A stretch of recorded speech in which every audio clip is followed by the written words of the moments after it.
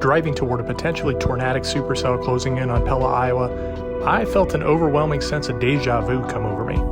The landscape, the factories, the schools, the buildings, every curve in the road, they all had a familiar look and a familiar feel to them. But if deja vu is the illusion of remembering an experience or a scene that's really only happening for the first time, then what's it called when you actually have experienced it all before?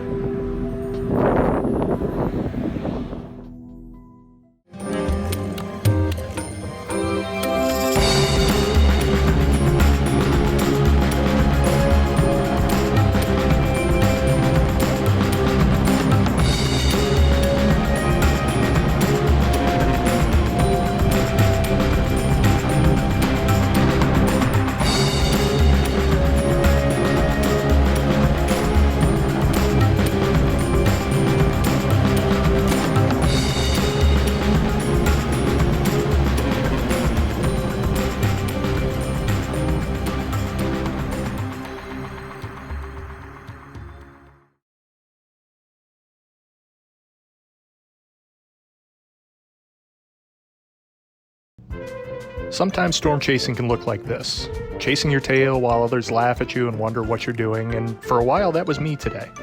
I like the late day Iowa setup a little better, but a mesoscale convective vortex moving into Illinois from Missouri had potential to produce rotating storms in Illinois and needed to be kept in check. So my friend Tommy and I drove to Rushville to keep it in play until the last minute. By 1 p.m. or so, it became obvious that the central Illinois target was no longer viable. So it was off to Iowa with an initial target of Waterloo. But by the time we got to Fairfield, visible satellite and observations began to make me itchy to stay farther south in a better environment. And when we reached Iowa City and waited for Andrew Pritchard and Isaac Slushy to catch up, I had pretty much already made up my mind that west was the direction and not north. Indeed, a developing supercell was already in progress in the Des Moines area, and other storms were forming in that area with that initial crescent shape that I like so much, so we were westbound. Our initial view of the storm near Searsboro was interesting, with a couple lowerings visible along with some striations in the mid-levels, and an inflow tail feeding in from the northeast.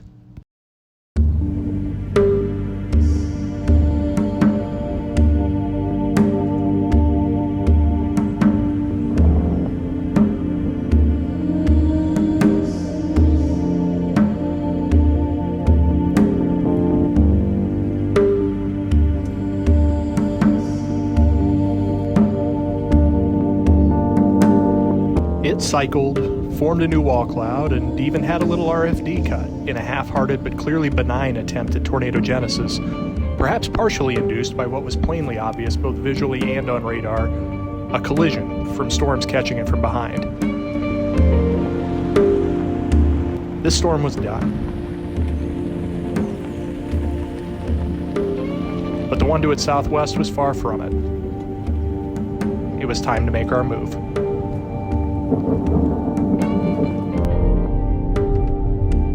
It wasn't lost on me where the storm was headed. After several smaller tornadoes, I had watched an EF3 tornado cause significant damage at this Vermeer plant on July 19, 2018, from less than a mile south of where we were. I wasn't shooting much video then, but it resulted in one of the best tornado experiences and photos of my nearly 2 decades in chasing. Now, storm chasers are often a superstitious bunch, and many have an aversion to chasing Iowa simply due to bad luck and nothing else. After numerous blue sky busts and even a sleepy driver totaling the car I was in on my way to busting in Iowa in 2009, I certainly had my biases. But we always remember where we were when the big one happens, and this was already hallowed ground for me. Opportunities for redemption are rare enough. Opportunities to relive success, rarer still. But here I was with the opportunity to repeat one of my greatest successes less than 3 years later. That's going to be a tornado warning.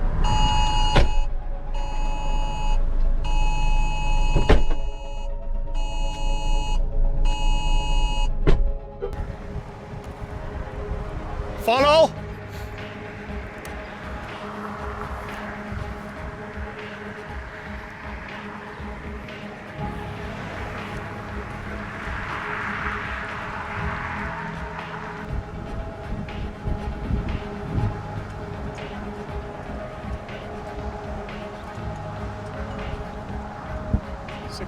p.m. Rotating wall cloudy in Pella.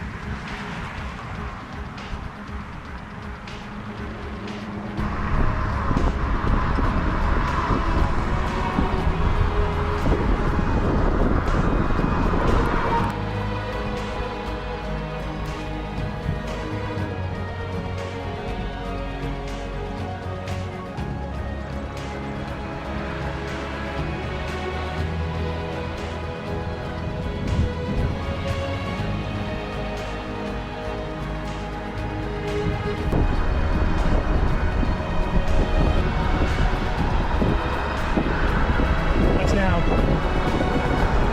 There's no way it's not.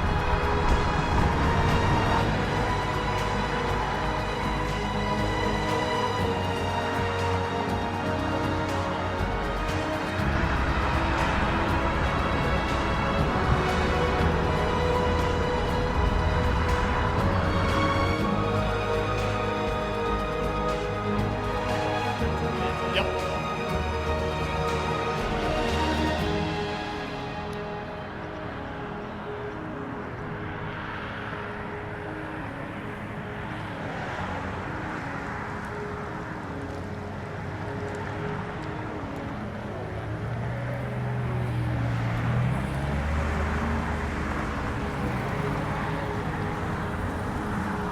Time 6:42. Tornado on the ground in Pella.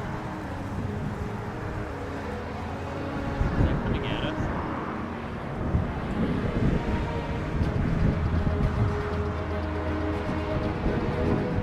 I don't think so, but keep it on.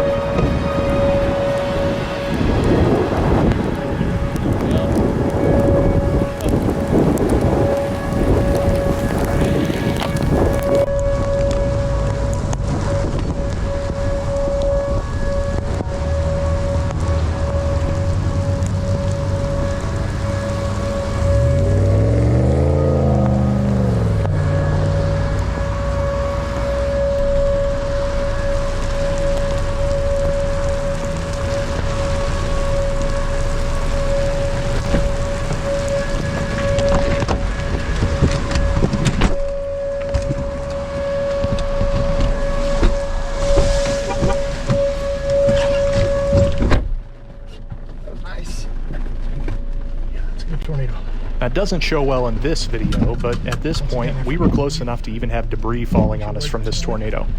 This has only happened to me one other time that I can remember, and that was from the EF5 in Oklahoma, which we couldn't even see on May 24, 2011. Now, this tornado was only an EF1, but it was powerful enough to unfortunately destroy a barn and do some significant damage to trees, and you could see the debris show up on radar.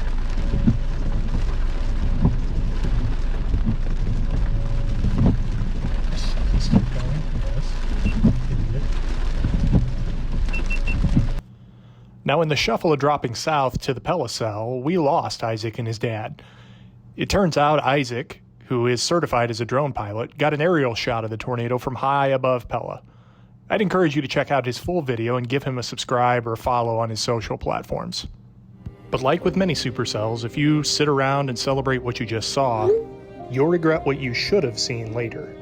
We had to get back on 163 and drop southeast around the city and in place for the next cycle. This was a new cycle that fairly quickly got its act together visually and on radar. It really did seem to give it a good try, with even a fairly respectable wall cloud and RFD cut, and maybe even a half-hearted funnel. But no dice. In fact, after this cycle, the storm really trended downward. We drove as far east as Hedrick with the intention of heading home, but our original cell, nearly half an hour after we'd left it for dead, showed signs of one last attempt with some sustained rotation, albeit not particularly strong. Along our way back toward the storm, a tornado warning was issued, and for a few minutes it exhibited good supercell structure and a wall cloud. However, there was little to no rotation nor ascent in the wall cloud, so my hopes for a last gasp tornado weren't high. Roads in the area left something to be desired as well.